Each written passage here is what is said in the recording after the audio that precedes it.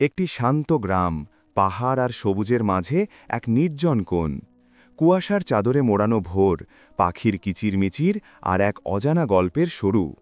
এটি আবিরের গল্প, এক কিশোরী যার চোখে ছিল এক আশ্চর্য আলো, কিন্তু জীবন তাকে বেঁধে রেখেছিল এক কঠিন বাস্তবতার শিকলে। এক নির্মম সৎ বাবা আর তার নিজেরই ঘরে একজন চাকরের জীবন। কিন্তু ভাগ্য তার জন্য লিখে রেখেছিল অন্য এক পথ, এক অপ্রত্যাশিত সাক্ষাৎ, এক মুহূর্তের দৃঢ়তা আর এক নতুন আশার জন্ম। এই গল্প শুধু একটি মেয়ের কষ্টের নয়, এটি মর্যাদা, বিশ্বাস আর অদম্য ভালোবাসার। আবির কি পারবে তার জীবনের অন্ধকার অধ্যায় পেছনে ফেলে নতুন এক ভোরের দিকে পা বাড়াতে? সেই ছোট মাটির বাড়িতে আবির সবার আগে ঘুম থেকে উঠত। মাটির চুলোয় সে আগুন জ্বালাত, তার হাতকে অসার করে দেওয়া ঠান্ডা পানি দিয়ে মুখ ধুত, তারপর একা বাড়ির সমস্ত কাজ শুরু করত। সে ঘর ঝাড়ু দিত, রান্না করত, দূরের কুঁয়ো থেকে জল আনত, কাঠ কাটত এবং বাসন মাজত। আর এই সব কিছুর জন্য তাকে তার সৎ বাবা জাফরের কঠোর চোখ আর নির্দয় কণ্ঠ সহ্য করতে হতো। অন্যদিকে তার থেকে ৩ বছরের ছোট বোন মারোয়া ছিল খুব আদরের। সে বাড়িতে প্রজাপতির মতো ঘুরে বেড়াত, মায়ের সাথে হাসত, বসে চা খেত আর গরম রুটি খেত। কেউ তাকে কোনো কাজ করতে বলতো না, যেন সে বাড়ির একজন অতিথি। আর আবির ছিল তার নিজের বাড়ির একজন চাকর। রাতে যখন সব শব্দ থেমে যেত আর সব দরজা বন্ধ হয়ে যেত, আবির বাড়ির এক কোণে পুরনো মাদুরে শুয়ে পড়ত। সে কাত হওয়া ছাদের দিকে তাকাত, যেখান থেকে বৃষ্টির ফোঁটা তার গাল বেয়ে নামত, তার চোখের জলের সাথে মিশে যেত, যা সে অন্ধকারে লুকিয়ে রাখত যাতে কেউ দেখতে না পায়। আর সে তার মায়ের কাছ থেকে একটি "আমি তোমাকে ভালোবাসি" বা "খুব ভালো কাজ করেছ" শোনার জন্য কতই না আকাঙ্ক্ষা করত। কিন্তু সে শুধু শুনতে পেত, "যদি তুমি না থাকতে তবে আমার জীবন এত পিছিয়ে যেত না। যদি তুমি না থাকতে তবে আমি এত কষ্ট পেতাম না।" এই কথাগুলো আবিরের হৃদয়ে সূঁচের মতো বিদ্ধ হতো, কিন্তু সে কোনো উত্তর দিত না। সে তার বুকে ব্যথা লুকিয়ে রাখত, চুপচাপ তার হাত উঠিয়ে ফিসফিস করে বলত, "হে আল্লাহ, তুমি আমার অবস্থা জানো।" প্রতিটি ঠান্ডা সকালে আবির তার বাড়ি থেকে বের হতো, তার পিঠে নোংরা কাপড়ের একটি ভারী ঝুড়ি নিয়ে। সে মাটির রাস্তা ধরে হাঁটত, ঠান্ডা তার পায়ে বিদ্ধ হতো আর তার পাতলা পোশাকের শেষ প্রান্তগুলো শিশিরে ভিজে যেত। কিন্তু সে সেই রাস্তাটি ভালোবাসত, কারণ এটি তাকে নদীর দিকে নিয়ে যেত। সেখানে সে চিৎকার আর আদেশ থেকে দূরে স্বাধীনতার নিঃশ্বাস অনুভব করত। সে পানির পাশে একটি পাথরের ওপর বসত, কাপড় ধুত, পাখিদের দেখত, আর ক্লান্তির মধ্যেও নিজের চেহারা পানিতে দেখত। তারপর একটি ছোট হাসি হাসত, যেন সে ফিসফিস করে নিজেকে বলত, "একদিন আসবে আবির, একদিন আসবে যখন কেউ তোমার হৃদয়ের আলো নিভিয়ে দিতে পারবে না।" একদিন যখন আবির নদীর ধারে বসে কাপড় ধুত আর ঠান্ডা পানি তার হাতকে অবশ করে দিচ্ছিল, তখন সে ঘোড়ার খুরের শব্দ শুনতে পেল। সে তার বড় চোখ দিয়ে তাকিয়ে দেখতে পেল একটি বিলাসবহুল রথ, যা দুটি সাদা ঘোড়া টানছিল। রথটি দুজন পুরুষ চালাচ্ছিল, যাদের পরনে ছিল পরিষ্কার পোশাক, যা শীতের শান্ত রোদে ঝলমল করছিল। রথটি তার কাছে এসে থামল, আর একজন মধ্যবয়সী ব্যক্তি নামলেন, যার চেহারায় ছিল সম্মান আর প্রতিপত্তি। তাকে অনুসরণ করছিল একজন সুদর্শন যুবক, যার চোখে ছিল শান্ততা আর আত্মবিশ্বাস, আর তার চেহারায় ছিল শান্ত সৌন্দর্য। তার নাম ছিল খালিদ। সে একজন বড় আর পরিচিত বণিকের ছেলে। রক্ষীটি তার দিকে তাকিয়ে একটি আদেশসূচক স্বরে বলল, "মেয়ে, আমাদের আমির পানি চাইছেন, তোমার কাছে যা আছে তা তাকে দাও।" আবির তার পাশে থাকা ছোট বোতলের দিকে তাকালো, তাতে শুধুমাত্র সামান্য পানি ছিল, যা সে নিজের জন্য রেখেছিল। সে স্থির দৃষ্টিতে তাকিয়ে বলল, "আমার কাছে এটাই আছে, আর যে পানি চায় তার সামনে তো নদী আছে।" তার উত্তরে রক্ষীটি বিব্রত হল আর কঠোরভাবে বলল, "তুমি কি আমাদের নিয়ে ঠাট্টা করছ? আমাদের আমির অপেক্ষা করছেন।" আবির শান্তভাবে উত্তর দিল, "আমি সকাল থেকে কাজ করছি, আমি অন্যের জন্য আমার নিজের তৃষ্ণা ত্যাগ করতে পারব না।" এ সময় খালিদ রক্ষীকে সরে যেতে ইশারা করল আর আবিরের দিকে শান্তভাবে এগিয়ে গেল। সে সরাসরি তার চোখের দিকে তাকিয়ে শান্ত স্বরে বলল, "তোমার নাম কি, মেয়ে?" আবির এক মুহূর্তের জন্য ইতস্তত করল, তারপর মৃদু স্বরে বলল, "আবির।" খালিদ হাসল আর বলল, "ধন্যবাদ আবির।" তারপর সে ঘুরে তার রথে উঠে শান্তভাবে চলে গেল। আবির নদীর দিকে তাকিয়ে রইল আর তার হৃদয়ে ধুক ধুক করছিল। সে জানত না কেন এই প্রথমবার সে অনুভব করল যে কেউ তাকে সম্মান করেছে, তাকে বকা দেয়নি বা তার সবচেয়ে সাধারণ অধিকার ত্যাগ করতে বলেনি। আবির জানত না যে সেই সাধারণ মুহূর্তটি তার জন্য এমন একটি দরজা খুলে দেবে যা সে জানত না যে তার জন্য অপেক্ষা করছিল। একটি দরজা যা তার জীবনের গতিপথ পরিবর্তন করে দেবে, যা তাকে অন্ধকার থেকে আলোর দিকে, ব্যথা থেকে মর্যাদার দিকে এবং দুর্বলতা থেকে সম্মানের দিকে নিয়ে যাবে। সেই রাতে আবির নদী থেকে ফিরে আসছিল আর তার পিঠের ঝুড়িটি প্রতিদিনের চেয়ে ভারী মনে হচ্ছিল। সে অন্ধকার মাঠের রাস্তা দিয়ে হাঁটছিল আর চাঁদ মেঘের আড়ালে লুকিয়েছিল আর গাছের মধ্যে দিয়ে বাতাসের শব্দ শোনা যাচ্ছিল। রাত যেন তার সাথে কাঁদছিল। সে বাড়িতে ঢুকল আর দেখল তার সৎ বাবা জাফর বসে আছে, মোটা চোখে তার দিকে তাকিয়ে আছে। সে রাগান্বিত স্বরে বলল, দেরি করেছ, কে রান্না করবে, কে পরিষ্কার করবে, কে কাঠ তৈরি করবে? আবির কোনো উত্তর দিল না। সে তার ভেজা স্কার্ফটি খুলে ফেলল আর চুলায় আগুন জ্বালাতে শুরু করল। তার হাত ঠান্ডায় কাঁপছিল আর তার চোখ তার মায়ের চোখে উষ্ণতার সন্ধান করছিল, কিন্তু সে শুধু একটি ঠান্ডা নীরবতা আর তার বোন মারোয়া, যে বাইরে প্রতিবেশীদের সাথে হাসছিল, তার কণ্ঠ শুনতে পেল। আবির যখন খাবার রান্না করছিল, সে নিজেকে ফিসফিস করে বলছিল, হে আল্লাহ, এটাই কি আমার ভাগ্য? আর কতদিন আমাকে এখানে থাকতে হবে আর শুধু আদেশ শুনতে হবে? সেই মুহূর্তে সে নদীর ধারে খালিদের সেই শান্ত দৃষ্টির কথা মনে করল। সেই দৃষ্টিটি ছিল প্রথমবার যখন সে নিজেকে একজন মানুষ হিসেবে অনুভব করেছিল, একজন চাকর হিসেবে নয়। আর প্রথমবারের মতো তার হৃদয়ে একটি নতুন অনুভূতি জন্ম নিল, যা একটি ছোট আশার মতো, যা একটি ঠান্ডায় কাঁপানো পাখির মতো ছিল, কিন্তু এটি জীবিত ছিল। পরের দিন আবির প্রতিদিনের মতো ভোর হওয়ার আগে ঘুম থেকে উঠল, কিন্তু তার হৃদয়ে কিছু একটা অন্যরকম ছিল। সে ফজর পড়ল আর তার হাত তুলে প্রার্থনা করল, হে আল্লাহ, আমি বড় কিছু চাই না, শুধু আমাকে এই অপমান থেকে বের করে আনো আর আমাকে একটি মর্যাদা দাও যা নিয়ে আমি বাঁচতে পারব। সেই দিন সে তাদের বাড়ির জন্য কিছু রুটি বিক্রি করার জন্য বাজারে গেল। পথে মহিলারা ফিসফিস করে কথা বলছিল, তোমরা কি শুনেছ, সেই বণিকের ছেলে খালিদ একজন ভালো মেয়ের সন্ধান করছে যাকে সে বিয়ে করবে। সে তাকে নদীর ধারে দেখেছে আর বলছে যে সে শক্তিশালী আর সম্মানিত ছিল। আবিরের হৃদয়ে এক মুহূর্তের জন্য থেমে গেল। তারা কি তাকে বোঝাতে চাইছে? তার কি আশা আছে? সে দ্রুত মাথা ঝাঁকালো আর নিজেকে বলল, স্বপ্ন দেখো না আবির, তুমি শুধু একজন চাকর। কিন্তু সে জানত না যে ভাগ্য তার জন্য নতুন লাইন লিখতে শুরু করেছে। 2 দিন পর যখন সে বাড়ির দরজার সামনে ঝাড়ু দিচ্ছিল, তখন একটি বিলাসবহুল রথ এসে বাড়ির সামনে থামল, যা 2টি সাদা ঘোড়া টানছিল। আবিরের হৃদয় খুব দ্রুত স্পন্দিত হতে লাগল যখন সে দেখল খালিদ নিজেই সেখান থেকে নামছে আর তাদের বাড়ির সামনে দাঁড়িয়ে আছে। তার মা তাড়াতাড়ি এগিয়ে এলো, তার স্কার্ফটি দ্রুত ঠিক করে নিল আর তার মুখে একটি মিথ্যা হাসি নিয়ে বলল, স্বাগতম বণিকের ছেলে, তোমার বাড়ি। খালিদ আবিরের দিকে তাকালো, তার চোখ শান্ত ছিল আর তার কণ্ঠে ছিল আত্মবিশ্বাস। সে বলল, আমি আপনার মেয়ে আবিরের হাত চাইতে এসেছি। বাড়িতে সবাই স্তব্ধ হয়ে গেল। মা তার দিকে, তারপর আবিরের দিকে তাকালেন। এক মুহূর্তে তার চেহারা স্বাগতম থেকে বিস্ময়ে, তারপর লুকানো রাগে পরিবর্তিত হল। তার সৎ বাবা জাফর লাফিয়ে উঠে বলল, কেন আবির? আমাদের মারোয়া আছে, সে ছোট আর সে আমাদের আসল মেয়ে। কিন্তু খালিদ তার হাত দিয়ে ইশারা করে শান্তভাবে বলল, আমি আবিরকে চাই আর আমি আমার অনুরোধ থেকে পিছিয়ে যাব না। মা আবিরের দিকে ঘুরে ঠান্ডা স্বরে বলল, তোমার কি মত আবির? আবির কাঁপতে থাকা হাতে ঝাড়ু ধরে দাঁড়িয়েছিল। সে জানত না কি উত্তর দেবে। তার হৃদয় সব বছরের নিপীড়ন আর কষ্ট সেই মুহূর্তে একত্রিত হয়েছিল। সে মৃদু স্বরে বলল, যদি এতে মঙ্গল থাকে তবে আমি রাজি।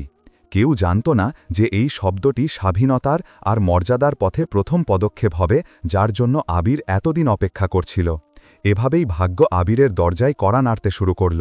কিন্তু জীবন কি তাকে এত সহজে সুখ উপভোগ করতে দেবে, নাকি বাতাস তার প্রাপ্য আলো পাওয়ার আগে নতুন পরীক্ষা নিয়ে আসবে? খালিদ আবিরের বাড়ি থেকে তাকে আনুষ্ঠানিক বিয়ের প্রস্তাব দিয়ে বের হওয়ার পর সে তার ছোট ঘরে ফিরে গেল আর তার পুরনো মাদুরে বসল। সে তার হাঁটু বুকে জড়িয়ে ধরল আর তার চোখ থেকে জল ঝরছিল। কিন্তু এবার তা দুঃখের কান্না ছিল না, ছিল বিস্ময় আর স্বস্তির কান্না। এই প্রথমবার আবির অনুভব করল যে ফজরের তার প্রার্থনা বিফলে যায়নি। তার হৃদয় সে শুনতে পেল যে কষ্টের পর স্বস্তি আসে। কিন্তু সেই রাতটি সেই ছোট বাড়িতে শান্তভাবে কাটল না। তার মা ছাদের দিকে তাকিয়েছিল আর তার চোখ আগুনে জ্বলছিল, আর মারোয়া কাঁদছিল আর চিৎকার করছিল, কেন সে, কেন সব সময় সে? আমি তো বেশি সুন্দরী, আমি তো ছোট, কেন সে আমাকে বেছে নিল না? তার মা তাকে শান্ত করার চেষ্টা করছিল, কিন্তু তার হৃদয়ের ঈর্ষা এক কথায় নিভিয়ে দেওয়া কঠিন ছিল। সে মারোয়ার কাছে গিয়ে বলল, ভয় পেও না আমার মেয়ে, এই মেয়েটি সব সময় আমাদের জন্য দুর্ভাগ্যের কারণ ছিল।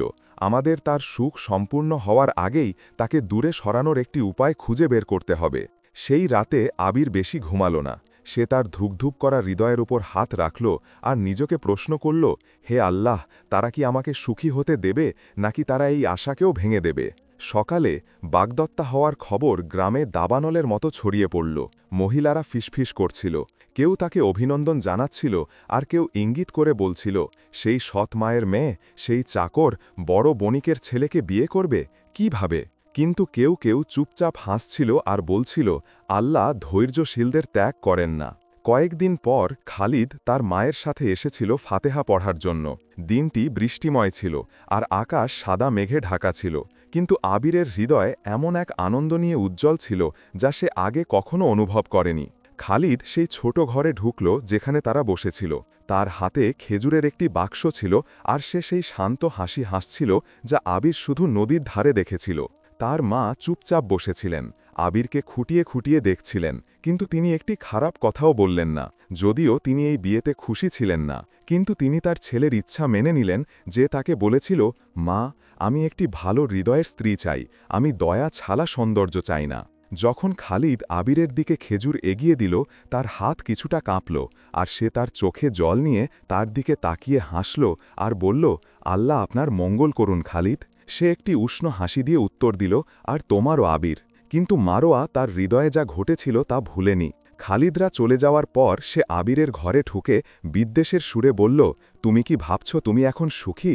তুমি কি ভাবছ তুমি তোমার অর্থ দিয়ে একজন ভদ্র মহিলা হয়ে যাবে? তুমি একজন চাকরি থাকবে একটি নতুন পোশাকে। কিন্তু আবির তার জীবনে প্রথমবারের মতো স্থির চোখে তার দিকে তাকালো আর শান্তভাবে বলল, আমি শুধু আমার মর্যাদা চাই মারোয়া। সম্পদ চলে যাবে আর সৌন্দর্যও ম্লান হবে, কিন্তু মর্যাদা কখনো ম্লান হয় না। মারোয়া তার ঠোঁট কুঁচকে ঘর থেকে বেরিয়ে গেল, আর আবিরের কথাগুলো তার হৃদয়ে বিদ্ধ হল। বিয়ের প্রস্তুতির দিনগুলো পার হয়ে গেল, আর আবির নিজেই তার পোশাক সেলাই করল। একটি সাধারণ সাদা কাপড়ের টুকরো, কিন্তু সে তাতে আশা আর প্রার্থনা বুনেছিল। মাঝে মাঝে সে তার হৃদয়ের ওপর হাত রাখত আর ফিসফিস করে হাসত, হে আল্লাহ, এই বাড়িটি যেন সুখের শুরু হয়, কষ্টের শুরু নয়। আর খালিদ গ্রামের এক পাশে একটি ছোট বাড়ি তৈরি করার জন্য কঠোর পরিশ্রম করছিল। একটি সাধারণ বাড়ি, কিন্তু সে তাতে তার হৃদয়ের স্পর্শ দিয়েছিল। সে দরজার সামনে একটি জলপাই গাছ লাগিয়েছিল আর মনে মনে বলছিল, এই গাছটি বড় হবে যেমন আমাদের জীবন একসাথে বড় হবে। বিয়ের আগের শেষ রাতে আবির জানালার পাশে বসে চাঁদের দিকে তাকাল। সে তার চলে যাওয়া বাবার কথা মনে করল আর নিচু স্বরে বলল, বাবা, আমার ইচ্ছা ছিল তুমি আজ আমাকে দেখতে। একজন মানুষ তোমার মেয়েকে বিয়ে করতে আসছে, শুধু তার সৌন্দর্যের জন্য নয়, বরং তার হৃদয় আর ধৈর্যের জন্য। আমাকে আশীর্বাদ করো বাবা, তুমি যেখানেই থাকো। পরের দিন ভোর হবার সাথে সাথে সেই দিনটি এসে গেল, যেদিন ভাগ্য আবিরের জীবনে একটি নতুন পৃষ্ঠা শুরু করবে, আর তার মর্যাদা আর ভালোবাসার দিকে একটি নতুন যাত্রা শুরু করবে, যার সে অনেক দিন ধরে স্বপ্ন দেখছিল। সেই রাতে গ্রামের মাটির বাড়ির ছাদের ওপর হালকা বৃষ্টি পড়ছিল। বাতাসের শব্দ সেই ছোট বাড়ির জানালার মধ্যে দিয়ে শোনা যাচ্ছিল, যেখানে আবির আগামীকাল তার বিয়ের দিনের জন্য ঘুমানোর আগে 2টি রাকাত নামাজ পড়ার জন্য বসেছিল। সে প্রার্থনা করছিল, হে আল্লাহ, আমি কারো হাতে একটি খেলনা হতে চাই না। হে আল্লাহ, এই দিনটি যেন আমার মর্যাদার শুরু হয়। তার মা অস্থিরভাবে বাড়ির মধ্যে হাঁটছিলেন, বাসনপত্র গোছাচ্ছিলেন আর খাবার তৈরি করছিলেন। অন্যদিকে মারোয়া তার বোনকে হিংসার চোখে দেখছিল আর ফিসফিস করে তার মাকে বলছিল, তুমি দেখবে মা, তার সুখ সম্পূর্ণ হবে না। রাতে যখন বাড়ি শান্ত হয়ে গেল আর বৃষ্টি থেমে গেল, আবির তার পিছনের উঠানের দিকে খোলা জানালার কাছে মৃদু কণ্ঠস্বর শুনতে পেল। কাদামাটির ওপর পায়ের শব্দ শোনা যাচ্ছিল। সে ছোট জানালা দিয়ে দেখার জন্য কাছে গেল আর দেখল খালিদ তার মায়ের সাথে একটি তুঁত গাছের নিচে দাঁড়িয়ে আছে। তার মা তার হাত তুলে অভিযোগ করছিলেন, আর খালিদ চুপচাপ দাঁড়িয়েছিল। মা নুচু কিন্তু রাগান্বিত স্বরে বলল, আমি তোমাকে বলেছিলাম খালিদ, এই বিয়ে আমাদের জন্য লজ্জা নিয়ে আসবে। তুমি কিভাবে একজন চাকরকে বিয়ে করবে আর কিভাবে তুমি মানুষের সামনে দাঁড়িয়ে বলবে যে সে তোমার স্ত্রী? খালিদ ইতস্তত স্বরে উত্তর দিল, মা, সে ভালো, আর আপনি জানেন আমি কোনো মেয়ের মধ্যে তার মতো ভালোতা আর ধৈর্য পাইনি। কিন্তু মা তার লাঠি দিয়ে মাটিতে আঘাত করে বলল, তার ভালোতা দিয়ে আমরা কি করব? তুমি তাকে কয়েকদিন পর তালাক দেবে, যেমন আমরা সম্মত হয়েছি। আমরা এই প্রহসন দীর্ঘায়িত করব না। খালিদ দীর্ঘক্ষণ চুপ করে থাকল, তারপর ফিসফিস করে বলল, যেমন তুমি চাও, কয়েকদিন পর। সেই মুহূর্তে আবির আর কিছু শুনতে পেল না। তাদের কথাগুলো তার হৃদয়ের তার কেটে দেওয়ার মতো ছিল। তার গাল বেয়ে জল গড়িয়ে পড়ছিল যখন তার শরীর ঠান্ডা আর আঘাতে কাঁপছিল। আমি ভেবেছিলাম তুমি আলাদা, কিন্তু তুমিও তাদের মতো। সে জানালার পাশে মাটিতে বসল আর তার হাঁটু বুকে জড়িয়ে ধরল, আর কাঁধ হওয়া ছাদের ওপর বৃষ্টির শব্দ শুনতে পেল, যেন তা তার সাথে কাঁদছিল। ভোরের আলো ফোটার সাথে সাথে আবির উঠে তার চোখের জল মুছল। সে তার ছোট ভাঙা আয়নার সামনে দাঁড়াল। সে তার দুঃখী চোখের দিকে তাকাল আর বলল, আমি কারো হাতে খেলনা হব না, আমি তাদের আমাকে ভেঙে ফেলতে দেব না। সে তার সাধারণ পোশাক গোছাতে শুরু করল। সে তার কাঁধে একটি কালো শাল রাখল, তার হাতে এক টুকরো শুকনো রুটি নিল, আর তার মা আর মারোয়া ঘুম থেকে ওঠার আগেই দরজা দিয়ে বেরিয়ে গেল। তার মা যখন প্রতিবেশীর বাড়ি থেকে আসা উল্লাসধ্বনি শুনে ঘুম থেকে উঠলেন, তখন তিনি তার ঘরে আবিরকে খুঁজে পেলেন না। তিনি জোরে ডেকে উঠলেন, আবির, আবির, কিন্তু কেউ উত্তর দিল না। বাড়িতে শুধু নীরবতা ছিল। আবির গ্রামের কাদা ভরা রাস্তা দিয়ে হাঁটছিল। বৃষ্টি তার মাথার উপর পড়ছিল, আর কাদা তার সাদা পোশাকে লেগে যাচ্ছিল, যা সে বিয়ের জন্য পড়েছিল। কিন্তু সে পাত্তা দিল না। সে হাঁটছিল, আর তার মুখ আকাশের দিকে ছিল, যেন সে বৃষ্টির থেকে শক্তি নিচ্ছিল। সে অনেকক্ষণ হাঁটল, যতক্ষণ না সে সেই ভালো মহিলা রাবিহার বাড়িতে পৌঁছাল, যিনি তাকে আগে সাহায্য করেছিলেন। সে আস্তে করে দরজায় টোকা দিল, আর যখন রাবিহা দরজা খুললেন, তিনি দেখলেন আবির বৃষ্টির মধ্যে দাঁড়িয়ে আছে। তার কালো চুল তার মুখের সাথে লেগে আছে, আর তার চোখ, যদিও কাঁদা ছিল, তা জ্বলজ্বল করছিল। আবির একটি দুর্বল কিন্তু দৃঢ় কণ্ঠে বলল, খালা, দয়া করে আজ রাতে আমার থাকার জন্য একটি জায়গা দরকার। রাবিহা তাকে স্নেহের সাথে ভিতরে টেনে নিলেন, আর তাকে একটি উষ্ণ কম্বল দিয়ে আবৃত করলেন, আর বললেন, আমার মেয়ে, আমার বাড়ি তোমার বাড়ি। আল্লাহ তাকে ত্যাগ করেন না যে মর্যাদা চায়। সেই রাতে আবির চুলায় কাছে বসে তার হাত উষ্ণ করছিল। সে মনে মনে বলল, আমি একটি অস্থায়ী স্ত্রী হতে যাচ্ছিলাম, কিন্তু আমি একজন মানুষ থাকার সিদ্ধান্ত নিয়েছি। আমি 1 বছরের জন্য আমার মর্যাদা রক্ষা করার সিদ্ধান্ত নিয়েছি। পরের দিন সকালে খালিদের বাবা নিজেই রাবিহার বাড়িতে আসলেন, যখন তিনি আবিরের পালিয়ে যাওয়ার খবর পেলেন। প্রথমে তিনি রাগান্বিত ছিলেন, কিন্তু যখন তিনি ভিতরে ঢুকলেন, তখন তিনি আবিরকে তার সামনে দৃঢ়ভাবে দাঁড়িয়ে থাকতে দেখলেন। সে তাকে শান্তভাবে বলল, আমি শুনেছি আপনার ছেলে আর তার মায়ের মধ্যে কি কথা হয়েছে বিয়ের আগের রাতে, আর আমি এমন একটি বিয়ে চাই না যা একটি চুক্তি বা করুণার উপর ভিত্তি করে হয়, বরং আমি এমন একটি বিয়ে চাই যা সম্মানের উপর ভিত্তি করে হয়। সেই বয়স্ক মানুষটি চুপ করে রইলেন, আর আবিরের চেহারা পরীক্ষা করলেন। তিনি বললেন, এই পৃথিবীতে এখনও এমন মানুষ আছে যারা তাদের নিজেদের মূল্য জানে। তখনই খালিদ ছুটে আসল। সে হাঁপাতে হাঁপাতে ঘরে ঢুকল, আর তার চোখে জল ছিল। সে বলল, আবির, আমাকে ক্ষমা করো। আমি কাপুরুষ ছিলাম। আমি আমার মায়ের চাপের কাছে নতি স্বীকার করেছি, কিন্তু আল্লাহর কসম, আমি তোমাকে ছাড়া আর কাউকে ভালোবাসিনি। দয়া করে আমাকে একটি সুযোগ দাও আমার ভুলের জন্য প্রায়শ্চিত্ত করার। আবির তার দিকে চোখ তুলল, আর তার হৃদয়ের মধ্যে ব্যথা আর আশার মধ্যে একটি দ্বন্দ্ব চলছিল। তারপর সে একটি শান্ত কণ্ঠে বলল, আমি তোমাকে বিয়ে করব না যতক্ষণ না তুমি আমাকে সম্মান করবে আর মানুষের সামনে ঘোষণা করবে যে তুমি আমাকে তোমার ইচ্ছায় বেছে নিয়েছ, করুণা বা সৌন্দর্যের জন্য নয়, বরং আমার হৃদয়ের জন্য। খালিদ তার হাত বাড়িয়ে বলল, আমি আল্লাহর সামনে আর সব মানুষের সামনে শপথ করছি যে আমি তোমাকে বেছে নিয়েছি, কারণ তুমি আমার জীবনের আলো, আর আমি তা প্রমাণ করব। আবিরের হৃদয়ে সেদিন শান্তি আর ভয়, আশা আর শঙ্কার এক অদ্ভুত মিশ্রণ ছিল।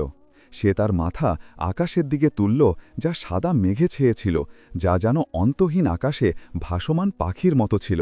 খালিদ তার নতুন বাড়ির দিকে তার পাশে হাঁটছিল। তার হাতে কিছু সাধারণ জিনিসপত্র ছিল, আর আবির তার পুরানো ছেঁড়া কাপড়ের ব্যাগটি বহন করছিল, যার মধ্যে শুধুমাত্র স্মৃতির রং ছিল। খালিদ পুরানো কাঠের দরজার সামনে থামল আর একটি সৎ হাসি দিয়ে বলল, আজ থেকে এই বাড়িটি তোমার বাড়ি, আবির। আবির ভিতরে ঢোকার আগে ইতস্তত করল। সে তার মায়ের আর সৎবাবা জাফরের বাড়ির কথা মনে করল, আর তার মা তাকে প্রতিবার ফিসফিস করে বলতো, তুমি শুধুমাত্র একজন চাকর হবে, এমনকি যদি তুমি বিয়েও করো। কিন্তু সে গভীর নিঃশ্বাস নিল আর নিজেকে বলল, আমি অতীতকে এখানে আমাকে অনুসরণ করতে দেব না। সে স্থির পায়ে বাড়ির ভিতরে ঢুকল, আর প্রথম যে কাজটি করল তা হল সম্মানের সাথে দরজার সামনে তার জুতো খুলল। তারপর চুপচাপ কৃতজ্ঞতার সিজদায় নত হল, আর তার গাল বেয়ে জল গড়িয়ে পড়ছিল। খালিদ তার পিছনে দাঁড়িয়ে তাকে দেখছিল, আর তার মনের মধ্যে কিছু বলছিল, এই মেয়েটি আলাদা, এই মহিলাকে রক্ষা করা উচিত। বাড়ির ভিতরে বড় বা বিলাসবহুল ছিল না, কিন্তু এটি পরিপাটি আর পরিষ্কার ছিল। তাতে কাঠ আর শুকনো থাইমের গন্ধ ছিল। এক কোণে একটি মাটির হিটার ছিল, আর তার পাশে একটি পুরানো কাঠের চেয়ার ছিল, যা খালিদ তার জন্য তৈরি করে রেখেছিল, যাতে সে সকালে তার এক কাপ চা খেতে খেতে বসতে পারে। আবির চারপাশে তাকালো, যেন সে জায়গাটির সব বিবরণ তার হৃদয়ে রাখছে। সে বলল, আল্লাহর প্রশংসা, একটি মর্যাদাসম্পন্ন ছোট বাড়ি একটি অপমানজনক প্রাসাদের চেয়ে ভালো। তার প্রথম সকালে আবির ভোরের আগে ঘুম থেকে উঠল। সে ঠান্ডা পানি দিয়ে অজু করল আর জানালার পাশের ছোট কোণে নামাজ পড়তে দাঁড়াল। যখন চাঁদ তখনও আকাশে ঝুলেছিল, আর তারাগুলো মুক্তোর মতো জ্বলজ্বল করছিল। নামাজ শেষ করে সে খালিদের দিকে তাকাল, যে গভীর ঘুমে ছিল। সে কৃতজ্ঞতার সাথে হাসল আর মনে মনে বলল, হে আল্লাহ, এই বাড়িটিকে এমন একটি বাড়ি করুন যা আপনাকে খুশি করে। সে তার দিনটি বাড়ি গোছানো আর পরিষ্কার করা দিয়ে শুরু করল। সে এটিকে একজন চাকরের কাজ মনে করল না, বরং সে এটিকে তার ছোট রাজ্যের জন্য প্রস্তুতি মনে করল। সে টেবিলের ওপর একটি কাঁচের কাপে বুনো ফুল রাখল, তাক থেকে ধুলো মুছল আর জানালা খুলে দিল, যাতে বাতাস একটি নতুন আত্মা দিয়ে বাড়িটিকে ভরিয়ে দেয়। খালিদ তার পিছন থেকে একটি জলের কাপ নিয়ে আসলো আর লজ্জার সাথে বলল, শুভ সকাল আবির। সে শান্তভাবে হেসে বলল, শুভ সকাল। সে দীর্ঘক্ষণ তার দিকে তাকিয়ে বলল, তুমি কি জানো, তুমি ভিতরে আসার আগে আমি বাড়ির মূল্য বুঝতে পারিনি। দিনগুলি কেটে গেল, আর আবির নিজেকে প্রমাণ করল যে সে সবচেয়ে কঠিন পরিস্থিতিতেও মর্যাদা নিয়ে বাঁচতে পারে।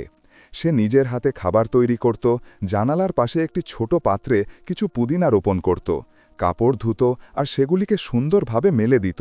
আর যখনই তার মনে হতো যে আল্লাহ তাকে এই নতুন শুরুটি দিয়েছেন, সে হাসত। আর খালিদ প্রতিদিন তার প্রতি ভালোবাসা আর সম্মান বাড়িয়ে চলছিল। সে কাজে যেত আর ফিরে এসে দেখত যে বাড়িটি পরিষ্কার আর খাবার প্রস্তুত, কিন্তু সবচেয়ে গুরুত্বপূর্ণ হল সে একটি শান্ত, আশ্বস্ত আত্মাকে খুঁজে পেত, যা বাড়িটিকে শান্তি দিয়ে পূর্ণ করে রাখত। একদিন যখন আবির মাটিতে বসে রান্নার জন্য ডাল খোসা ছাড়াচ্ছিল, খালিদ তার পাশে বসল আর শান্ত স্বরে বলল, আবির, বিয়ের আগে যা ঘটেছিল তার জন্য আমাকে ক্ষমা করো। আমি দুর্বল ছিলাম আর মানুষের কথা আমাকে নিয়ন্ত্রণ করতে দিয়েছিলাম। আবির তার মাথা তুলে একটি দৃঢ় স্বরে বলল, যে মুহূর্তে আমি মর্যাদা ছাড়া বিয়ে করব না বলে সিদ্ধান্ত নিয়েছিলাম, সেই মুহূর্ত থেকেই আমি তোমাকে ক্ষমা করে দিয়েছি, কারণ আমার মর্যাদা যে কোনো বিয়ের চেয়ে বেশি গুরুত্বপূর্ণ ছিল। খালিদ হাসল আর বলল, আর আমি খুশি যে তুমি সব কিছুর পরেও আমাকে বেছে নিয়েছ। রাতে তারা দুজনে হিটারের কাছে বসে কোরআন পড়ত আর কিছু হাদিস নিয়ে আলোচনা করত। তারপর আবির তার হাত তুলে প্রার্থনা করত, হে আল্লাহ, এই বাড়িটিকে এমন একটি বাড়ি করুন যা আপনাকে মনে রাখে আর আপনাকে ভয় করে। আর আমার স্বামীর প্রতি আমাকে আশীর্বাদ করুন, আর আমাদের মধ্যে ভালোবাসা আর করুণা রাখুন। খালিদ তাকে প্রশংসার সাথে দেখত।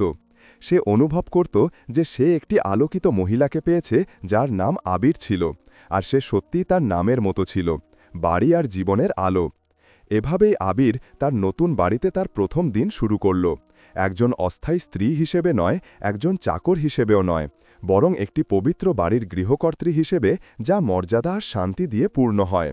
আর তার নতুন জীবনের যাত্রা শুরু হল, যেখানে সে মহিলাদের শেখাত যে মর্যাদা কেনা যায় না, আর সবচেয়ে সুন্দর বাড়িগুলি হল সেগুলি যা ধার্মিকতা, সন্তুষ্টি আর সম্মানের উপর নির্মিত হয়।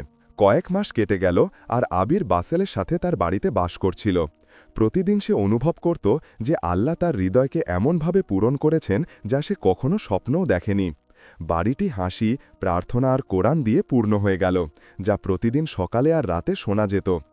আবির যখন ধুলো মুছত তখন সে বলতো, হে আল্লাহ, আমাদের আপনার আশীর্বাদ রক্ষা করুন আর আমাদের আপনার সন্তুষ্টি থেকে বঞ্চিত করবেন না। একদিন যখন সে দুপুরের খাবার তৈরি করছিল তখন সে দরজায় একটি টোকা শুনতে পেল। তার হাত থেমে গেল আর তার হৃদয় কোনো কারণ ছাড়াই ধুকধুক করছিল। সে একটি টিস্যু দিয়ে তার হাত মুছল আর দরজার দিকে গেল। শান্তভাবে বলল, হে আল্লাহ, এটি যেন ভালো হয়। সে দরজা খুলল আর দেখল তার অতীত তার সামনে দাঁড়িয়ে আছে। তার মা আর তার পিছনে তার বোন মারোয়া দাঁড়িয়েছিল, যাদের চোখে ছিল এক অদ্ভুত দৃষ্টি, যা ছিল তোষামোদ আর অধ্যত্বের মিশ্রণ। তার মা তার মাথায় একটি স্কার্ফ দিয়েছিলেন, কিন্তু তিনি তার তীক্ষ্ণ দৃষ্টি লুকাতে পারেননি। অন্যদিকে মারোয়া বাড়ির পরিপাটি আসবাবপত্রের দিকে হিংসা ভরা চোখে তাকাল। মা একটি কৃত্রিম নরম স্বরে বললেন, আবির, আমার মেয়ে, আমরা তোমাকে খুব মিস করেছি। আবির চুপচাপ দাঁড়িয়ে রইল। সে জানত না কি বলবে। সেই মুহূর্তগুলোর কথা তার মনে পড়ল যখন তাকে মারধর করা হতো, অপমান করা হতো আর তাকে এমন কিছু বহন করতে হতো যা সে সহ্য করতে পারত না। কিন্তু সে সামান্য হাসল আর বলল, ভিতরে আসুন, বাড়িটা আপনাদের। তারা দুজন ভিতরে ঢুকে বসল।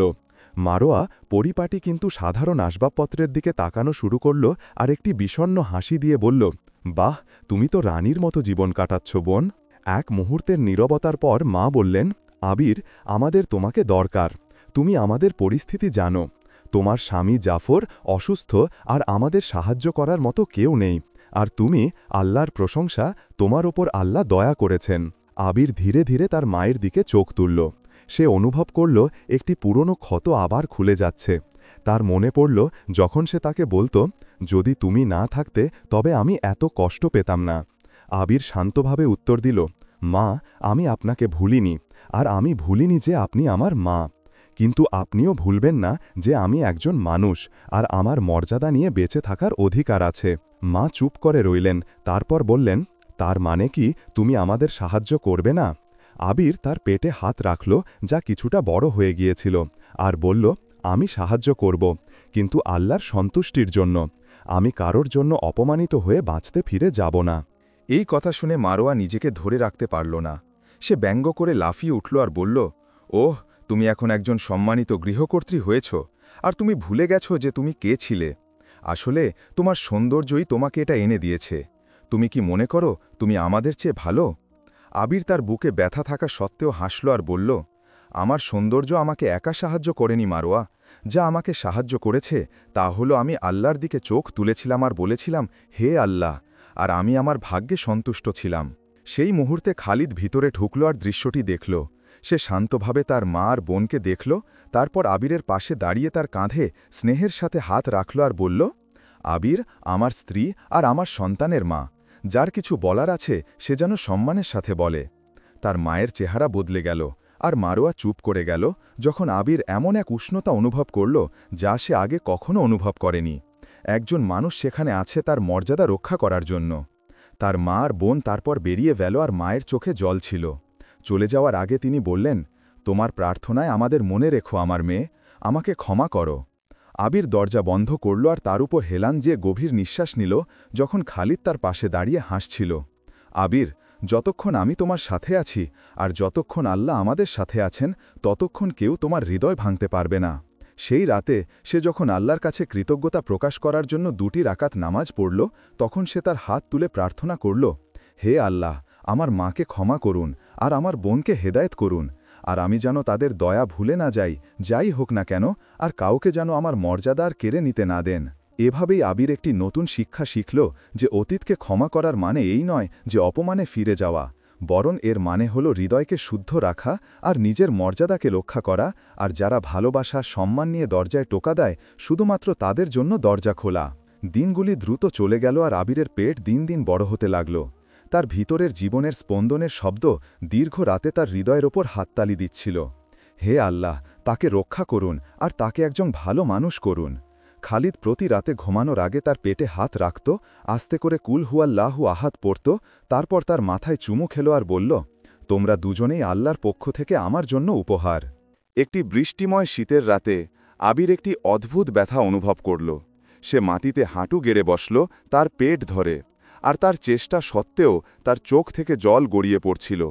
সে ফিসফিস করে বলল, হে আল্লাহ, হে আল্লাহ, সহজ করে দাও। খালিদ তার অস্থির নিঃশ্বাস শুনতে পেল। সে তার কাছে ছুটে গেল আর দেখল সে তার পেট ধরে আছে, আর ব্যথা তাকে ছিন্ন ভিন্ন করছে, আর তার শরীর থেকে ঘাম ঝরছে। সে তার চোখ আকাশের দিকে তুলল। হে আল্লাহ, আবিরের জন্য সহজ করে দাও। আমার কাছে তার জন্য দোয়া ছাড়া আর কিছুই নেই। সে দ্রুত তাকে তার বাহুতে তুলে নিল। রাতের অন্ধকারে বেরিয়ে গেল।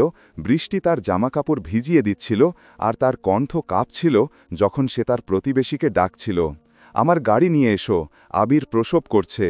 আবির যখন ব্যথায় গাড়িতে উঠল, তার হাত কাঁপছিল, আর খালিদ তার হাত শক্ত করে ধরেছিল। সে একটি দুর্বল কণ্ঠে কোরআন পড়ছিল, হে আল্লাহ, আমাকে একা ছেড়ো না, আর আপনি সেরা উত্তরাধিকারী। হাসপাতালে প্রসবের ব্যথা দীর্ঘক্ষণ স্থায়ী হল। আবির নীরবে কাঁদছিল, তার হাতের মুঠোর মধ্যে বিছানার চাদর ধরে। প্রতিটি ব্যথা তাকে নতুন জীবনের কাছে নিয়ে আসছিল, আর তার হৃদয়ে একটিই কথা ছিল, হে আল্লাহ, তাকে রক্ষা করুন, আমার জীবন বা মৃত্যু যাই হোক না কেন। ব্যথার মধ্যে সে শাহাদা পড়ছিল, আমি সাক্ষ্য দিচ্ছি যে আল্লাহ ছাড়া কোনো উপাস্য নেই, আর মোহাম্মদ তার রসুল। অন্যদিকে খালিদ প্রসব কক্ষের দরজার সামনে বসেছিল। সে তার হাত দিয়ে তার মুখ ঢেকে কাঁদছিল। বছরের মধ্যে এই প্রথমবার সে কাঁদছিল। সে ফিসফিস করে বলল, হে আল্লাহ, তাদের আমার কাছ থেকে নিয়ে যেও না, আমি তাদের ছাড়া জীবন সহ্য করতে পারব না। ঘণ্টাগুলো ভারী হয়ে কেটে গেল, যতক্ষণ না ধাত্রী হাসতে হাসতে বাইরে আসলেন আর বললেন, অভিনন্দন স্যার, আল্লাহ আপনাকে একটি সুন্দর ছেলে দিয়েছেন, আর মা ভালো আছেন, আল্লাহর প্রশংসা। খালিদ করিডোরে মাটিতে সিজদায় নত হল। সে কাঁদছিল, হে আল্লাহ, আপনার প্রশংসা, হে আল্লাহ, আপনার প্রশংসা। সে ঘরে ঢুকল আর আবিরকে দেখল। সে ফ্যাকাশে ছিল, কিন্তু হাসছিল। সে তাদের ছোট ছেলেকে তার হাতে ধরে রেখেছিল, তাকে একটি সাদা কম্বলে জড়ানো ছিল, আর তার চোখ জল আর আনন্দে ভরা ছিল। খালিদ তার দিকে তাকালো, তার চোখে জল গড়িয়ে পড়ছিল। তারপর সে তার কাছে গেল আর তার মাথায় চুমু খেল, আর একটি নরম কাঁপানো স্বরে বলল, আবির, তুমি আল্লাহর পক্ষ থেকে আমার আশীর্বাদ। সে শিশুটিকে ধরে তার দিকে তাকালো আর বলল, আমরা তার নাম রাখব আব্দুল হাদি, যাতে প্রথম যে নামটি সে শোনে তা হল পরম করুণাময় আল্লাহর নাম। খালিদ শিশুটির কানের কাছে গেল আর একটি কাঁপানো স্বরে আজান দিল, আল্লাহু আকবার, আল্লাহু আকবার। সেই মুহূর্তে খালিদ আর আবির অনুভব করল যে আল্লাহ তাদের একটি নতুন জীবন দিয়েছেন, ব্যথার অশ্রু সত্ত্বেও। এই মুহূর্তটি একটি অলৌকিক ঘটনা ছিল। কয়েকদিন পর আবির তার সন্তানকে তার বাহুতে নিয়ে বাড়িতে ফিরে আসল, আর খালিদ তার পিছনে ব্যাগ বহন করছিল। সে তার জন্য দরজা খুলল আর বলল, আজ থেকে আমাদের আসল বাড়ি শুরু হল। রাতে আব্দুল হাদি তার ছোট কণ্ঠে কাঁদছিল, আর আবির হাসতে হাসতে উঠত, আর খালিদ তাকে শিশুটিকে ধরে সাহায্য করত। সে তাকে দুলিয়ে দিত আর বলত, ঘুমাও আমার নায়ক, ঘুমাও বাবার প্রাণের টুকরো। আর ফজরের নামাজে আবির তার হাত তুলে প্রার্থনা করল, হে আল্লাহ, আমাকে এই আশীর্বাদ থেকে বঞ্চিত করবেন না। আব্দুল হাদিকে একজন কৃতজ্ঞ বান্দা করুন, যে কোরআন মুখস্থ করবে, আর তাকে আমাদের চোখের শীতলতা করুন। এভাবেই আবিরের গল্প শেষ হল, যা কষ্টের অশ্রু দিয়ে শুরু হয়েছিল আর আনন্দের অশ্রু দিয়ে শেষ হল। একটি বার্তা নিয়ে যে আল্লাহ যখন একটি হৃদয় মেরামত করতে চান, তখন তিনি তার ক্ষমতা দিয়ে তা করেন, আর পরীক্ষা পথের শেষ নয়, বরং করুণার শুরু, যদি বান্দা ধৈর্য ধরে আর তার বিচার মেনে নেয়।